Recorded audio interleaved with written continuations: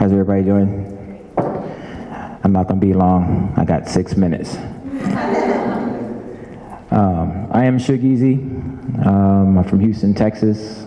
Live in Kansas City for about a little over 20 years. I've been teaching in the area for 20 years. I've been teaching since I was 15. I'm 41 now. And so dancing keeps me looking young. But I've been teaching all over the city for about, like I said, 20 years. I've been teaching for various different studios, different organizations, different group homes, different non-for-profits. I teach autism kids, kids with Down syndrome, and kids with Asperger's. But it came to realization that it was time for me to do my own thing and teach the culture of hip-hop as I've been doing throughout the years, throughout the city. So now I have my own establishment to have people to learn and come and take an authentic hip-hop school. There's a lot of reasons behind this. A lot of people teach hip-hop dance classes in Johnson County, but it's not hip-hop dance classes in Johnson County. So I teach hip-hop school. I teach the authenticity of hip-hop, the understanding of the culture, who we are and what we do and why we share it from the ground up. So people understand why there's a hip-hop school. And people ask, why in Johnson County? Well, first of all, Johnson County, everyone needs to be educated. Education is free. So when you have a school that teaches hip-hop, people go, okay, I want to go there, I want to learn, I want to open up my mind, expand my brain, and understand why and how we are adapted to your culture. So that's why the hip-hop school. So to give you a quick tour, okay, this is my lobby. This is my teachers. DJ Proof is in the middle, Bigger Winderella, Kevin, our facility manager. This is our lobby. The two on the outside are also from Break Free, but they're from the franchise Break Free Houston. So there's two Break Frees. There's a Break Free Houston and there's a Break Free Kansas City. And they're from Houston. This is our lobby. This is my DJ room. We do teach DJ lessons. DJ Proof is our DJ. In the background, you know, we also bring the arts inside the studio. This is my homeboy Scribe. Scribe did the mural for us. In this room, we sit about 8 students to learn classes on the turntables. And this is our studio. In the background is my mural. It says, create your escape. So we're not only just teaching dance, but we're not teaching DJing, but we're also teaching art, understanding the graffiti, and sharing the culture with all walks of life, different age, different race, doesn't matter what background you're from. The process of operating Break Free, my past experience working in studios, like I said before, in the hip hop culture and running the show. It takes all my time. I teach full time. I teach every day, Monday through Friday. It was on Saturdays, but now I teach Monday, skip Saturday, but I'm on Sunday. So I teach every day. I teach private lessons and I teach classes. The studio, you know, I built the studio from the inside out. Everything you see was helped between myself and Scribe and some Meat Man and Years of the Graffiti Artist. Put our brains together. And to keep this going, I had to hustle. You know, a lot of people think that putting the studio together is easy. It is not. We had deadlines and we couldn't meet them, so we just had to keep pushing. You know, Kevin would tell you, he was there. And we was breaking things down and trying to build back together, but it all came out the way it was supposed to be. So now we're just growing the classes and forming partnerships with different organizations. We got some things in the works with some different organizations. Hopefully they will come through. Right now we're working with Operation Breakthrough, and we're also working with another company called KBC that works with foster kids. So we have those two operations on the table that we're trying to work with and bring to light. My My marketing for Break Free has been through testimonials, referrals, and Facebook ads, Instagram ads, and networking. Also, we have this night every last Saturday called Monster Night. That's also sponsored by Monster Energy Drink. It's free to the community, so we try to bring the community out to understand how we get together and celebrate the culture of hip hop through dance. And sometimes we have a one-on-one b-boy battle, and we have a one-on-one all-star battle. All ages are welcome to participate. What makes me unique is my authenticity. The reason why this is up there as a key point is I've been doing hip hop since 1981.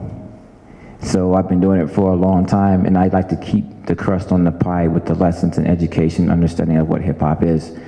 And that's through breaking, DJing, graffiti, MCing. You know, we have the monthly classes, workshops, and we also do the camps. And in the camps, I teach MCing, beatboxing, DJing, graffiti, and breaking, along with the knowledge that comes with it. Here are my challenges that I have. Finding ways to build income outside of my core offerings of the classes, workshops, and camps. Flipping the public's perception on hip hop culture from the negative to the positive. That's a big, huge difference. And believe it or not, it's hard to recruit a lot of white kids in the hip hop culture because they want to be part of it, but try to get them to come and partake. It's the hardest, is to get those to come in to teach, because they think it's just meant for urban culture, which is not. It's meant for everyone to learn and partake. Here's my goals: 100 students by August 1st, develop more vision partners with other organizations that brings in money, increase media coverage, and a proclamation from my city or my state. That's my big goal, is to receive a proclamation.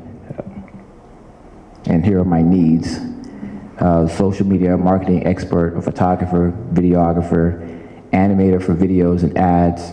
I need graffiti writers and MCs who can add to my teaching roster. What up, we rap? Artists, dancers, and creative people who want to collaborate in teaching their own classes and workshops at Break Free, also being part of the team. Great, great. So why don't we go back? Thank you very much. And so questions? Right over here. You ask for an animator. Can I ask you to be more specific what you're looking for? The animator is people that can work with videos and use characters to animate and show different. Like 3D animation? Yes. I do some animation, and whenever people ask about an animator, that's something they never think about. That 2D animation is a lot different from 3D, and there are people who can do one and not the other. Right. So do you know people, or? Like I said, I can do 3D animation. Okay. I don't really know anyone that does 2D, although I know there are some in the area. Okay. Yeah, great. Yeah, and another good source too is the Freelance Exchange for animators, both 2D and 3D. I will say that to find other animators, check any of the film groups in town. The IFC, any of the film groups. Okay. Yeah, so the Freelance Exchange, you can put a job announcement through them, and definitely there's Facebook film groups that you can put announcements through that are specialized. There's like 3 different groups that reach the filmmakers in Kansas City on Facebook. I retired from Johnson County Community College. Have you made a connection with them? The only connection that I have made with Johnson County Community College is the Small Business Association, is where I started at. Okay. Because I've been trying to make a connection to get to perform in the Yardley Hall. You should contact Emily Berman, Behrmann. Okay. And she books the people into Yardley and those other theaters in the Okay. Carlson Center. Yeah, she does a wonderful series on Yeah. I got that down. Okay. Yeah, the videos will be available. So, and another question here? And I think my question is similar to comment. As I'm looking at this, I wondered, have you reached out to some of the colleges? Because they have to do, well, they don't have to, but it benefits the students to do internships. I taught for Avila when they started their first hip hop curriculum. I was the first teacher there, and then I got busy. But I go to UMKC quite often. I teach for Suzanne. We have 2 times a year. I hold my own lecture class. Okay. There 2 times a year. But trying to get into colleges around here is a little difficult because, like, you know, my homeboy, why not? He's in Arizona. Karis one. He has one. I mean, a lot of cats are teaching in the colleges, but it's hard to do it here because I don't think that some of them feel like it's very valuable yet. We just have to figure out how to let them know that this is a valuable lesson to teach. And it's hard to try to get in front of the right people to share that information and like why this is valuable, why this education is worth learning, and why I can take you back from 2019 back to 1920s and let you know how it ties in from the culture of like Lindy Hop and how it became into a dance style called the Kid and Play. But we don't get those avenues to preach those type of information because they all go one hand in hand. You know, like a lot of people think like breakdancing and like it's the first street battle, which is not. The first battle in the streets was tap dancing, and a lot of people don't know that. You know, that's when it was called, they said, one of the way I can explain it, like on Bill Cosby, he was tap dancing and he goes, challenge. That was the first, that's where the battle started, was back in the 1900s with tap. And a lot of people don't understand, so there's a gap that's missing to cross over here of why the culture is important to share with everyone. Okay. And then you mentioned not being able to get white children from Johnson County. I would like call like the Barstow School, Pembroke Hill, all those kids have cars. Some of the private schools, those kids have cars. Yeah, like hip hop. The reason why I say that is that teaching at different studios, I've seen both sides of the world.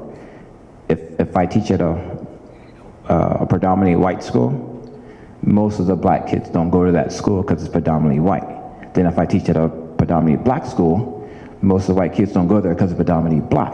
I'm trying to find a way to let both parties know it's okay to learn from one another and build and grow with one another, because some people go, well, this is a black school, we can't go there.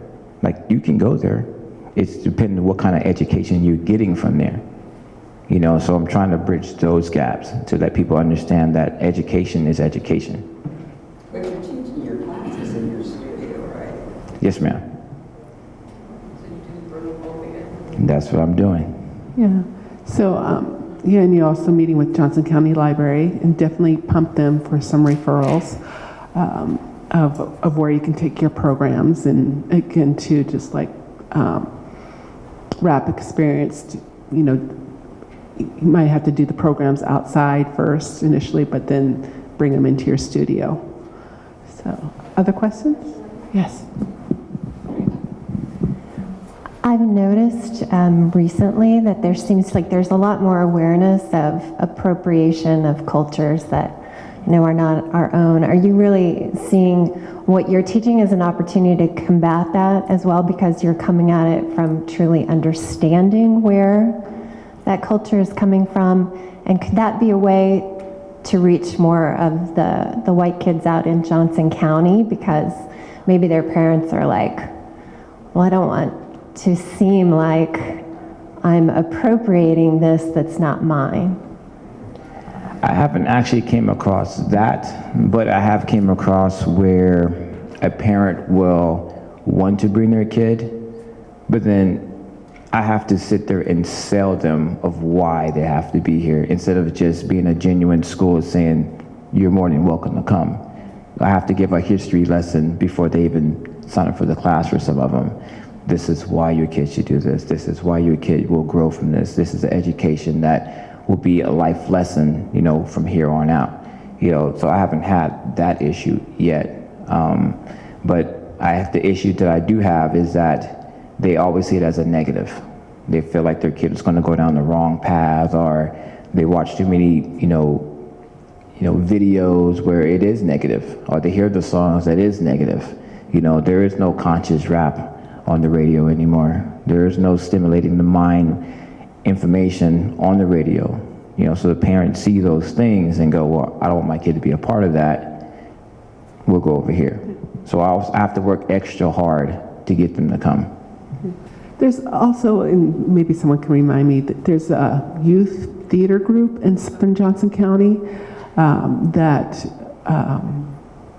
you may be able to partner with as well.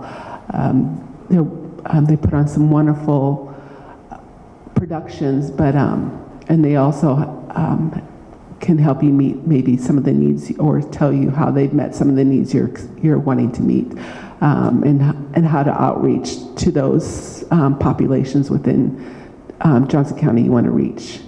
Can we go to your challenges slide? And are there more questions? Susan, I have one about there. Here, let me give the microphone. You may want to consider some of the churches as well, and in particular because you're talking about conscious rap, and then you're also talking about dance and various opportunities. I know that there are, you know, people going to different churches that are, you know, now also black and white in Johnson County, and so you may consider approaching some people with your material and programs and classes that you have, and that may be an opportunity as well. The other thing that I thought about is when you talked about the history and not understanding that tap was where the first challenge started. Have you thought about, or do you have some sort of documentary yourself where you and maybe some other people are talking about the history and how this evolved, and then also showing some of what you're talking about, and then maybe you could sell that to KCPT, or you can do your own documentary first so people get a visual and a sense of what you're saying, and then partner and sell it to some organizations around the city? That's a good way of doing it. The hard part for me in that, I don't do videos very well. Not you. Oh, okay. I don't mean you doing all of this yourself. I mean, okay. You have that I'm saying you do what you do. You have that knowledge, but finding a videographer and, people, schools, that have folks that know how to do videography and the things you don't know how to do. Right. But as far as filming you and your group and getting the documentary together. Yeah, I'm definitely open to that. One way that I do find myself getting in those doors is when I tell them how the program is. Like, I use a program, it's called the STEM program, Science, Technology, Engineering, and Mathematics. So that helps out a lot. So when they ask me what that is and what I do, science is the breaking, T is for technology, which is the DJing, E is the engineering, which is for graffiti, and then mathematics is for music, which is MCing and writing raps. Yeah. And two, have you looked at, now that you have a permanent space, have you looked at renting that out as, because you see that in the crossroads, everybody's renting out their space for parties and et cetera, so forth. So that might be another income that you might want to look at. Yeah, we actually have our first rental Saturday. STEM is actually a genius way to approach that. And now it's STEAM, and there's the A in which is art. And that sounds like exactly what you're doing, is how art then promotes these other issues. I think making a documentary is very expensive, but maybe, because I agree with Ebony that you need some kind of little promo piece, and you can use it when you're trying to convince these parents just to show those different parts, religious rap, underground rap, all of these things in short spurts, and make it no longer than 5 minutes. And then you can show it to them, they'll have questions, and you've got them hooked and bringing them in, and it's a lot less expensive than trying to do a documentary or something full-blown. And you can do that even with PowerPoint. Yeah, because what is it, Slide Stories on Facebook? It's really big right now, so, and they turn your slides into a video. And so it's just a matter of pictures, and you can either do voiceover or just have music and have pictures and text. And that's called Slide Story? Yeah, is that this? What? Yeah. So, and if you go and put in a post, you see those pop-up options of insert a video, insert a photo, and then it's insert a series of photos. So, yeah.